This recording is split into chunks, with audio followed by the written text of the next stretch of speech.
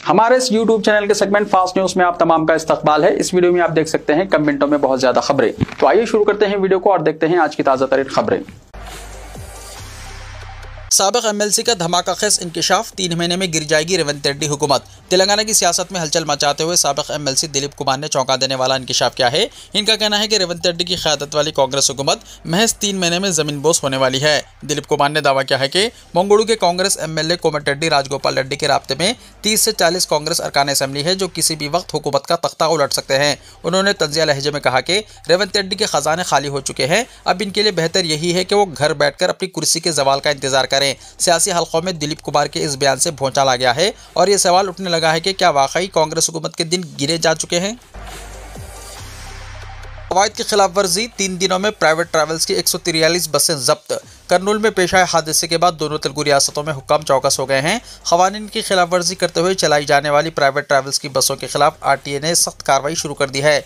हुक्काम मुख्तलिफ मुकामात पर अचानक मुआयना करते हुए बसों को जब्त कर रहे हैं और बड़े पैमाने पर जुर्माने आयद कर रहे हैं। गुज़िश्ता 3 दिनों के दौरान तेलंगाना में आरटीए हुक्काम ने 143 प्राइवेट ट्रैवल्स की बसों को जब्त किया है, जिनमें सिर्फ 27 अक्टूबर को ही 54 बसें जब्त की गई हैं। ये कार्रवाइयाँ बिलखुसूस हैदराबाद, रंगारेड्डी, मेडचल, मलकाजगिरी अजला में जारी हैं। हैदराबाद से मुख्तलिफ इलाकों के लिए आमद करने वाली इन बसों पर सख्त निगरानी की जा रही है। आरटीए हुक्काम ने बताया कि कई प्राइवेट ट्रैवल्स की बस कंपनियां road tax, fire safety insurance, vehicle fitness, speed limit और सीटिंग कैपेसिटी जैसे क़वानीन की खिलाफ वर्जी कर रही है। कई कंपनियां सिटिंग बसों को स्लीपर के तौर पर चला रही है और बाज़ गैर मजाज तौर पर सामान भी मुंतकिल कर रही हैं। इन खिलाफ वर्जियों पर हुक्काम ने जुर्माने आयद किए हैं। 25 से 27 अक्टूबर आरटीए हुक्काम ने मजमूई तौर पर 143 प्राइवेट ट्रैवल्स की बसों को जब्त करते हुए 3,06,000 रुपये के जुर्माने वसूल किए। जुबली हिल्स कांग्रेस उम्मीदवार के वालिद और दिगर रॉडी शीटर्स के खिलाफ कार्रवाई। जुबली हिल्स ज़िमनी इंतखाबात के पेश नज़र वेस्ट जोन पुलिस की जानिब से रॉडी अनासिर के खिलाफ कार्रवाई का आगाज़ किया गया है और मधुरा नगर पुलिस ने 74 रॉडी शीटर्स बशमूल चन्ना श्री सैलम यादव, जो हल्का असेंबली जुबली हिल्स कांग्रेस उम्मीदवार नवीन यादव के वालिद हैं, इनको पाबंदे मचलका। इसके अलावा नवीन यादव के छोटे भाई रमेश यादव को भी पाबंदे मचलका किया गया है। जुबली हिल्स ज़िमनी इंतखाबात के पेश नज़र हस्बे मामूल पुलिस इस हल्के में मौजूद तमाम पुलिस स्टेशन के वाबस्ता रॉडी शीटर्स के बारे में ताज़ा तरीन तफसीलात हासिल कर रही है और अच्छे बर्ताव के लिए इन्हें पाबंदे मचलका किया जा रहा है। नवीन यादव के वालिद चन्ना श्री सैलम यादव भी मधुरा नगर पुलिस स्टेशन के रॉडी शीटर हैं और इन्हें भी पाबंदे मचलका किया गया है। पुलिस की खुसूसी टीमें इंतखाबात के पेश नज़र रॉडी अनासिर, जराम पेशा अफराद और गैर जमानती वारंट की तामील के लिए काम कर रही है। वाज़ेह है कि पुलिस ने इंतखाबात के पेश नज़र अब तक 100 रॉडी अनासिर को पाबंदे मचलका किया है। राहुल गांधी ने जिस ऑटो में सफर किया उसी ऑटो में केटीआर सवार हुए। बीआरएस के वर्किंग प्रेसिडेंट केटीआर और साबिक रियासती वजीर हरीश राव ने ऑटो ड्राइवर से इजहार यगानिकत करते हुए दोनों अलग अलग ऑटोस में बीआरएस के हेडक्वार्टर तेलंगाना भवन पहुंचे। कांग्रेस हुकूमत के 2 साल मुकम्मल होने के बावजूद ऑटो ड्राइवर से किए गए वादों को पूरा न करने पर हुकूमत को शदीद तनकीद का निशाना बनाया और वादे पूरा करने का मुतालबा किया। केटीआर अपने क़यामगाह से तेलंगाना भवन जाने के लिए कार में सवार हुए, ताहम दरमियान में कार से उतरकर ऑटो में बैठ गए। रास्ते में ऑटो ड्राइवर से इनके मसाइल के बारे में मालूमात हासिल की।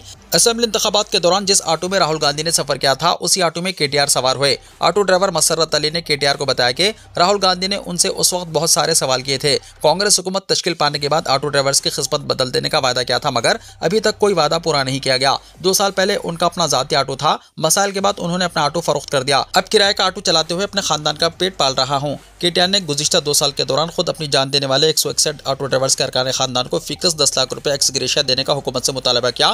बीआरएस के रुकन असेंबली साबिक वजीर टी हरीश राव ने अपने क़यामगाह कोकापेट से इरागड्डा गोकुल थिएटर तक, फिर वहां से तेलंगाना भवन तक ऑटो में पहुंचे और ऑटो ड्राइवर से उनके और दूसरे ऑटो ड्राइवर्स के मसाइल के बारे में मालूमात हासिल की।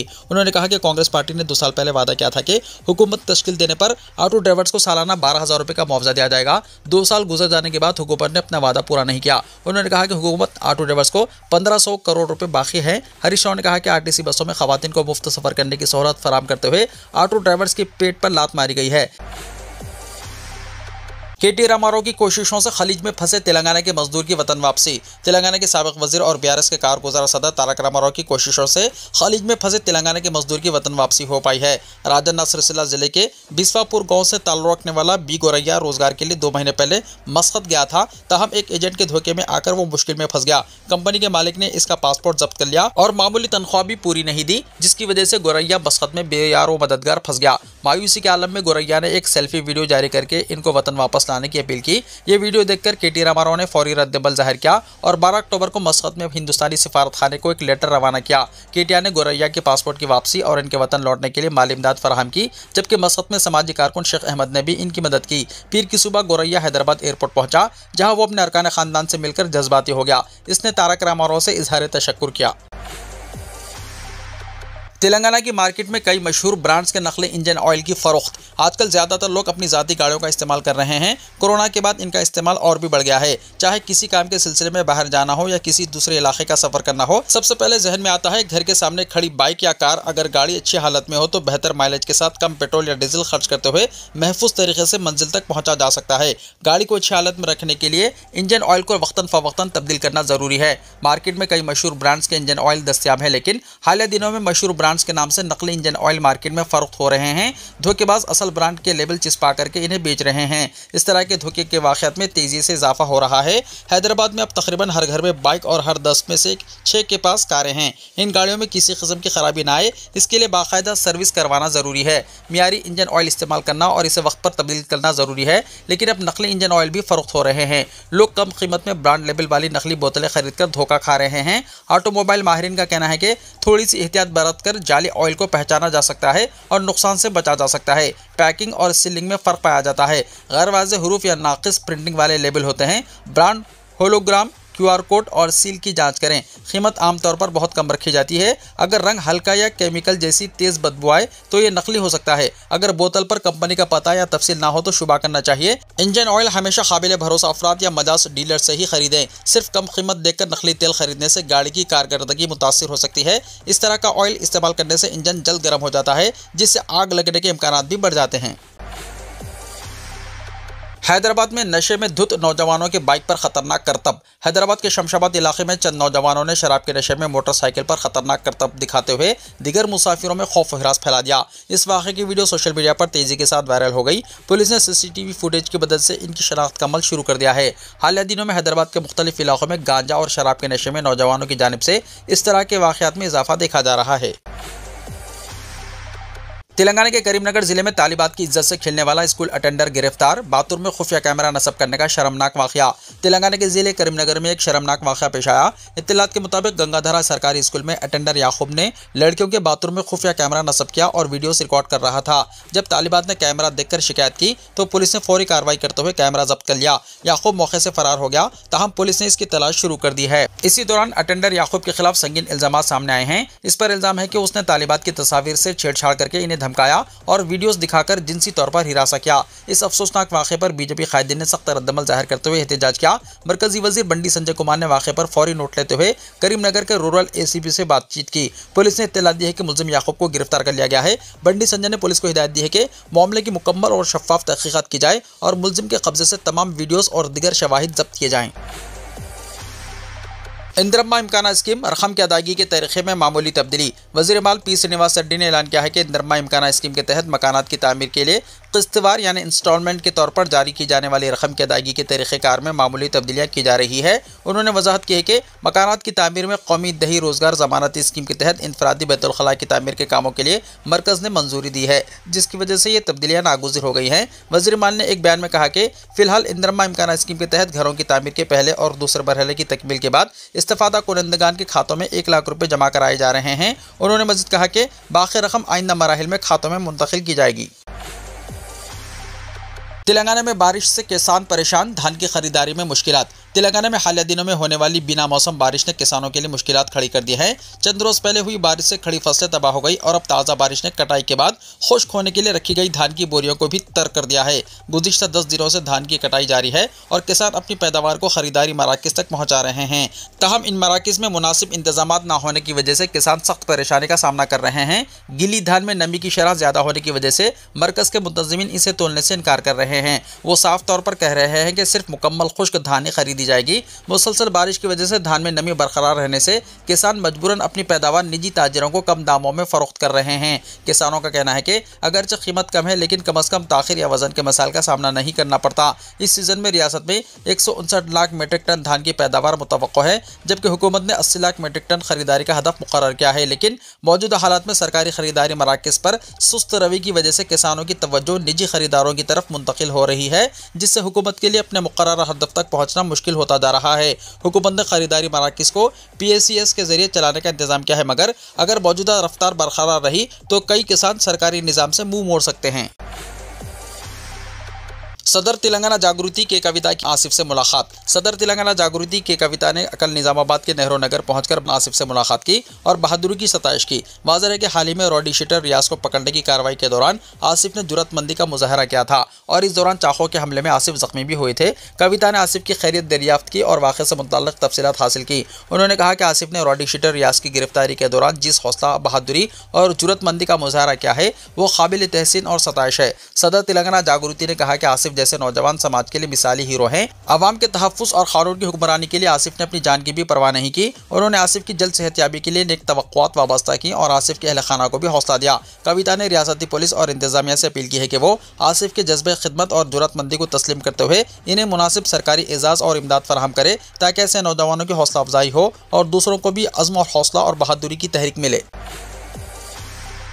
खातून की आवाज़ में बात करके 8 लाख रुपए का साइबर फ्रॉड। तेलंगाना की आदिलाबाद पुलिस ने 3 रुकनी शातिर गिरोह को पकड़ लिया। आदिलाबाद जिले पुलिस ने शादी के बहाने लोगों को लूटने वाले एक शातिर साइबर फ्रॉड गिरोह को गिरफ्तार कर लिया।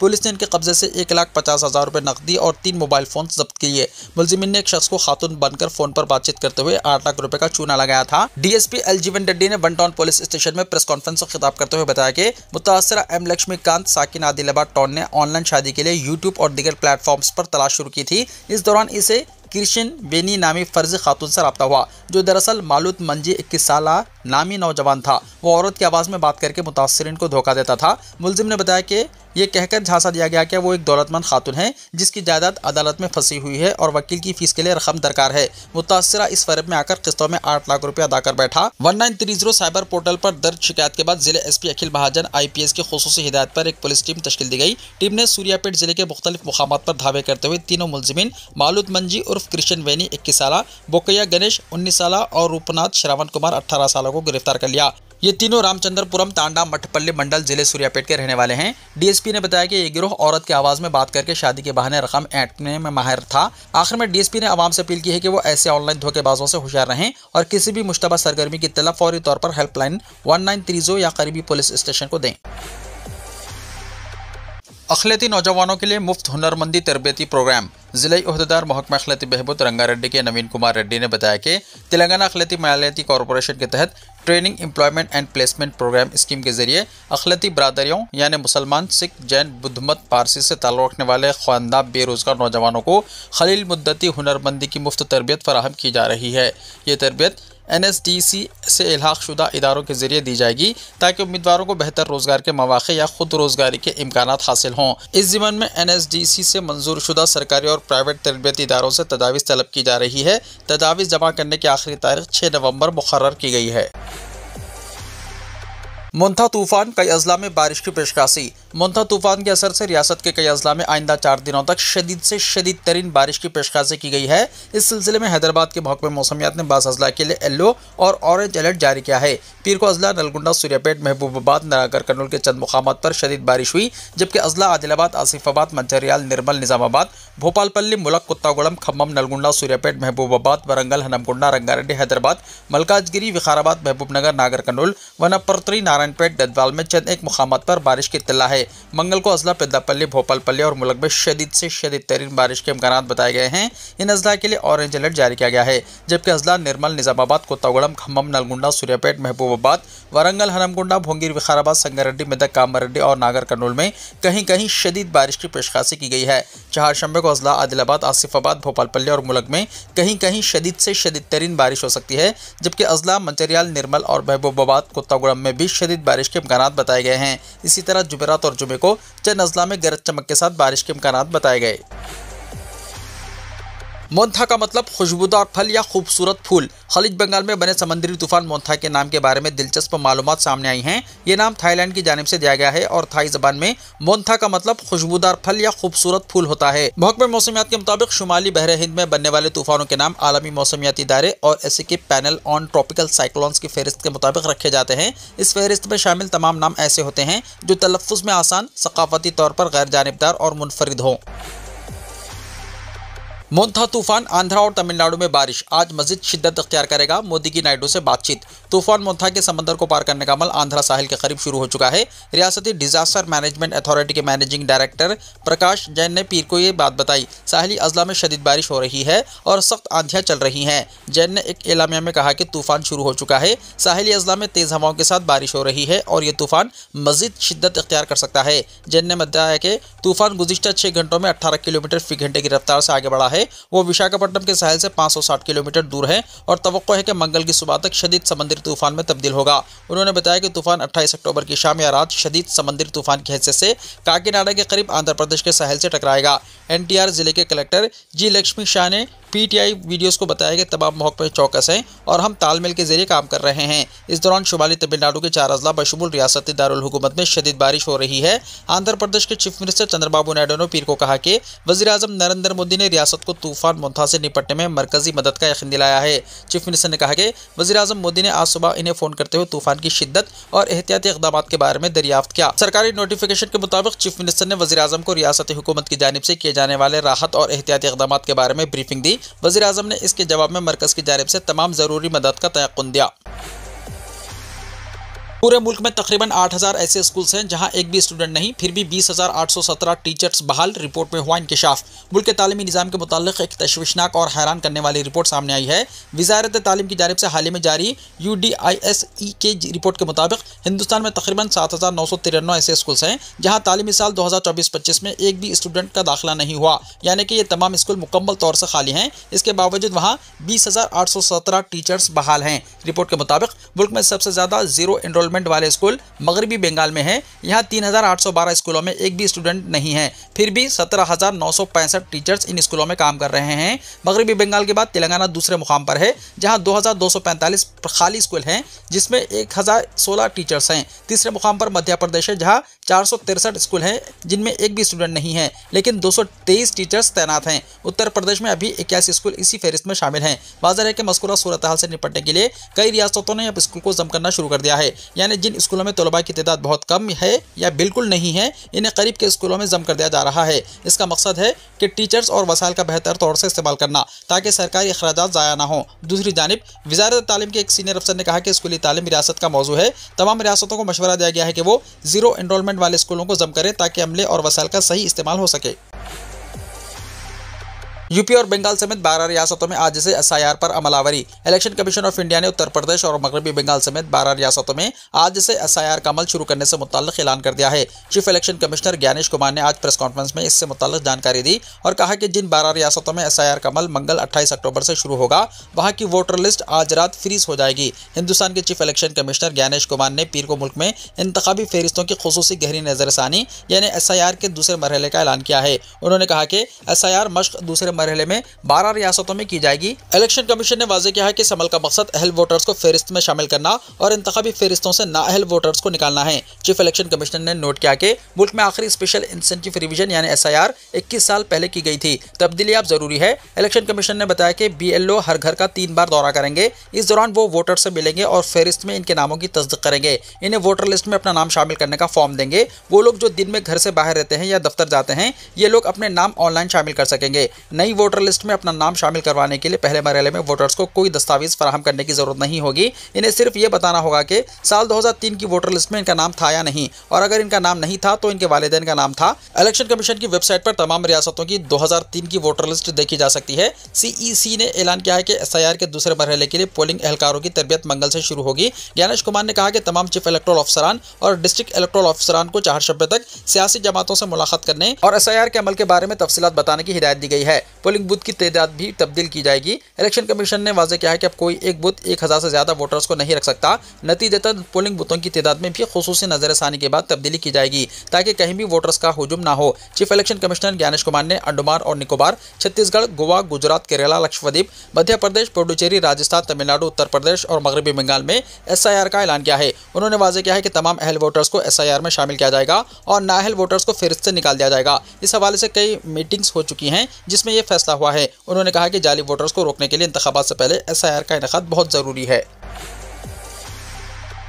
बर्ड फ्लू ने जर्मनी को जद में ले लिया, लाखों जानवर तलफ। जर्मनी में बर्ड फ्लू की खतरनाक लहर जारी है। बीमारी को मजीद फैलने से बचाने के लिए अब तक लाखों जानवरों को तलब कर दिया गया। गैर मुल्की मीडिया रिपोर्ट के मुताबिक हॉर्नबर्ग के फॉर्म में 80,000 बतखें तलब कर दी गईं। वायरस तेजी से फैलने का खदशा है। फौरी कार्रवाई की हुक्काम ने मुतासरा इलाकों में पोल्ट्री की नकलो हरकत पर आर्जी पाबंदी आयद कर दी है। रिपोर्ट के मुताबिक जर्मनी में बर्ड फ्लू यानी एवियन इन्फ्लुएंजा के फैलाव के बाद 30 से ज्यादा पोल्ट्री फार्मों को अपने परिंदे तलब करने पर मजबूर होना पड़ा। इब्तदाई सर्वे के मुताबिक अब तक मजमूई तौर पर तकरीबन 4 लाख मुर्गियां, बतखें, हंस और तिगर परिंदे तलब कर दिए गए हैं ताकि बीमारी आगे ना फैल सके। माहिरीन के मुताबिक जंगली परिंदे जो सर्दियों में जुनूब की तरफ हिजरत करते हैं इस बीमारी के फैलाव का बड़ा जरिया है। अगरचे ये बीमारी अब जर्मनी में साल भर में मौजूद रहती है, लेकिन मौसम खिजा में परिंदों की हिजरत के दौरान इसके फैलने का खतरा बहुत ज्यादा हो जाता है। FLI के मुताबिक इस साल इन्फेक्शन की लहर मामूल से पहले शुरू हो चुकी है, खासतौर पर शुमाल मगरबी ब्रांडबर्ग में जहां वो बड़ी तादाद में मर रहे हैं। वीडियो को लाइक शेयर कीजिए और हमारे इस YouTube चैनल को सब्सक्राइब करते हुए इसके बेल आइकॉन को भी प्रेस कर लीजिए ताकि ऐसी ही ताज़ा तरीन खबरों का नोटिफिकेशन सबसे पहले आपको मिलता रहे।